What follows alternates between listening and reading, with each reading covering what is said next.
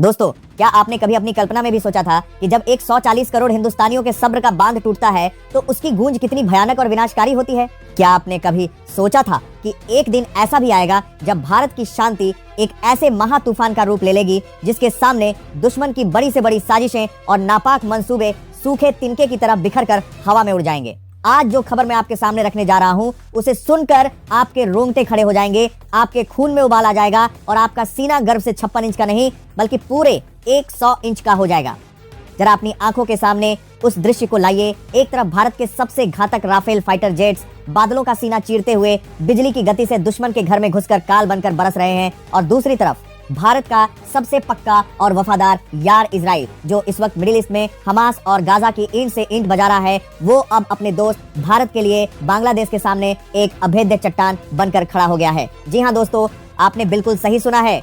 बांग्लादेश में हमारे निर्दोष हिंदू भाई बहनों पर जो जुल्म और अत्याचार किए जा रहे थे, उसका हिसाब अब पाई पाई करके और सूद समेत लिया जा रहा है। खबरें ऐसी आ रही हैं कि भारत ने बांग्लादेश बॉर्डर पर और सीमा के उस पार कुछ ऐसा बड़ा कर दिया है जिससे ढाका में बैठी यूनुस सरकार के पसीने छूट गए हैं और उनकी रातों की नींद हराम हो चुकी है। एक ऐसी गुप्त जानकारी सामने आई है जिसे सुनकर आप अपनी कुर्सी से उछल पड़ेंगे। बांग्लादेश के हथियारों का वो जखीरा जिसे ट्रकों में भरकर गुप्त रास्तों से भेजा जा रहा था, उसे भारतीय वायुसेना ने पलक झपकते ही मिट्टी में मिला दिया है। और जानते हैं इस हमले की सटीक खबर किसने दी? दुनिया की सबसे खतरनाक खुफिया एजेंसी मोसाद ने। बात शुरू करते हैं उस घटना से जिसने रातों रात पूरे दक्षिण एशिया के सैन्य समीकरण को बदल कर रख दिया है। जो जानकारी अभी छन कर आ रही है वो साफ इशारा कर रही है कि भारत सरकार का मूड अब पूरी तरह से बदल चुका है। पिछले कई महीनों से हम देख रहे थे कि हमारे पड़ोसी मुल्क बांग्लादेश में क्या खौफनाक मंजर था। वहां हमारे हिंदू भाइयों के साथ जो सलूक किया गया वो किसी से छिपा नहीं है। मंदिरों को तोड़ा गया, मूर्तियों को खंडित किया गया और मासूमों के घरों को जलाया गया। हम सब ये खबरें देखते थे और खून के घूंट पीकर रह जाते थे, लेकिन शायद बांग्लादेश की मौजूदा सरकार ये भूल गई थी कि वो किससे पंगा ले रही है। उन्हें लगा था कि भारत एक सॉफ्ट स्टेट है जो सिर्फ कड़ी निंदा करेगा, लेकिन उन्हें अंदाजा नहीं था कि ये 1971 वाला भारत तो है ही जिसने उनका देश बनाया था, पर साथ ही ये 2025 का वो न्यू इंडिया है जो अपनी संप्रभुता के लिए किसी भी सीमा को लांघ सकता है। यहीं पर एंट्री होती है दुनिया की सबसे बेरहम खुफिया एजेंसी इजराइल की, मोसाद की। हम सब जानते हैं कि इजराइल इस वक्त अपने अस्तित्व की लड़ाई लड़ रहा है, लेकिन अपनी जंग लड़ते हुए भी उसकी एक आंख अपने सबसे अच्छे दोस्त भारत के दुश्मनों पर टिकी हुई है। इसे कहते हैं सच्ची यारी मोसाद के जासूसों को, जो हवा में भी साजिश की गंध सूंघ लेते हैं। उन्हें पक्की खबर मिली कि बांग्लादेश की सेना और कट्टरपंथी गुट मिलकर हथियारों का एक विशाल भंडार एक गुप्त जगह शिफ्ट कर रहे हैं। इन ट्रकों में वो भारी गोला बारूद और मिसाइलें थीं जिनका इस्तेमाल भविष्य में भारत के खिलाफ या वहां के हिंदुओं के नरसंहार के लिए किया जाना था। मोसाद ने बिना एक पल गंवाए ये सारी जानकारी, ट्रकों के नंबर और रूट का मैप एक हॉटलाइन के जरिए भारत के सुरक्षा सलाहकारों के साथ साझा कर दिया। जैसे ही ये इनपुट दिल्ली पहुंचा, भारतीय वायुसेना के योद्धाओं को गो अहेड का सिग्नल मिल गया। लेकिन दोस्तों, कहानी में अब एक ऐसा मोड़ आने वाला है जिसे सुनकर आपके होश उड़ जाएंगे। क्या आप जानते हैं कि जब राफेल के पायलट ने उन ट्रकों को अपने रडार पर लॉक किया तो उसे नीचे कुछ ऐसा दिखाई दिया जिसकी उम्मीद भारतीय कमांड को भी नहीं थी? क्या उन ट्रकों में सिर्फ हथियार थे या फिर कुछ ऐसी चीज भी थी जो भारत के बड़े शहरों को दहलाने की साजिश का हिस्सा थी? क्या राफेल ने उस रात अंतर्राष्ट्रीय सीमा को लांघक कर दुश्मन की छाती पर पैर रखा था? और जब आसमान से आग बरस रही थी तब बांग्लादेशी एयर डिफेंस सिस्टम आखिर क्यों पूरी तरह से अंधा हो गया था? अगले हिस्से में मैं आपको उस टॉप सीक्रेट मिशन की ऐसी रोंगटे खड़े कर देने वाली जानकारी देने वाला हूँ जो शायद ही कभी सार्वजनिक की जाए। लेकिन आगे बढ़ने से पहले अगर आप भारत और इजराइल की इस पक्की और फौलादी दोस्ती के लिए गर्व महसूस करते हैं तो इस वीडियो को लाइक कीजिए और कमेंट बॉक्स में जय हिंद जरूर लिखिए। अब जरा उस मंजर की कल्पना कीजिए जो उस काली रात में बॉर्डर के उस पार हुआ। चारों तरफ गहरा अंधेरा छाया हुआ था, सन्नाटा ऐसा कि पत्ता भी खड़के तो आवाज दूर तक जाए। बांग्लादेशी सेना को लगा था कि अंधेरे का फायदा उठाकर वो अपनी साजिश को अंजाम दे देंगे। उनकी हेडलाइट्स बुझी हुई थी और वो बहुत सावधानी से आगे बढ़ रहे थे, लेकिन आसमान में सन्नाटा तो था पर बादलों के ऊपर साक्षात मौत मंडरा रही थी। भारत का सबसे घातक योद्धा, हवा का सिकंदर यानी राफेल फाइटर जेट अपने बेस से उड़ान भर चुका था। राफेल, जिसकी गर्जना सुनकर ही दुश्मन के दिल बैठ जाते हैं, वो अब बांग्लादेश की सीमा के बेहद करीब था। पायलट की स्क्रीन पर वो तीनों ट्रक साफ नजर आ रहे थे। नीचे बैठे सैनिकों को जरा भी अंदाजा नहीं था कि ऊपर से यमराज उन्हें देख रहा है। जैसे ही राफेल उनकी रेंज में आया, पायलट ने टारगेट को लॉक किया और अंगूठा ट्रिगर पर दबा दिया। राफेल के पेट से निकली वो गाइडेड मिसाइलें किसी भूखे शिकारी की तरह ट्रकों की तरफ लपकीं। आवाज बाद में आई, तबाही पहले आई। धमाका इतना जोरदार था कि आसपास की जमीन कई किलोमीटर तक दहल गई। रात का वो गहरा अंधेरा अचानक दिन की रोशनी में बदल गया। वो ट्रक जो हथियारों से लदे थे एक ही झटके में लोहे के कबाड़ और राख के ढेर में बदल गए। जो बारूद उन ट्रकों के अंदर था उसने उस विस्फोट की तीव्रता को कई गुना बढ़ा दिया। वहां न कोई ट्रक बचा, न कोई हथियार और न ही उन्हें ले जाने वाले गद्दार। ये सिर्फ एक हमला नहीं था, ये दुनिया को एक संदेश था कि अगर तुम हमें डसने की कोशिश करोगे तो हम फन कुचलना जानते हैं। लेकिन दोस्तों, कहानी यहीं खत्म नहीं होती।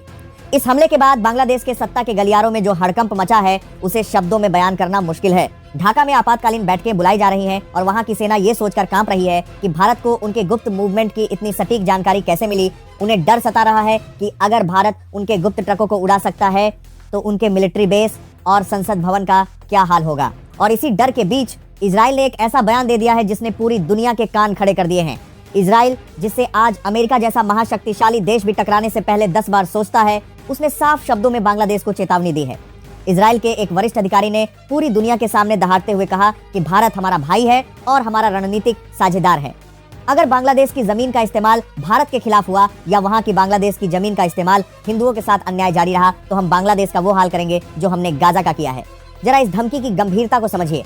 गाजा का नाम सुनते ही आज रूह कांप जाती है। इमारतों का मलबे में तब्दील होना और आतंकियों का नामो निशान मिटा देना, ये इजराइल की खासियत है। इजराइल ने साफ कर दिया है कि वो अपने दोस्त की खातिर किसी भी देश को दुनिया के नक्शे से मिटाने की कुव्वत रखता है। ये चेतावनी यूनुस सरकार के लिए किसी बुरे सपने से कम नहीं है। कहां वो चीन और पाकिस्तान के दम पर भारत को आंख दिखा रहे थे और कहां अब उन्हें अपना अस्तित्व बचाना भारी पड़ रहा है।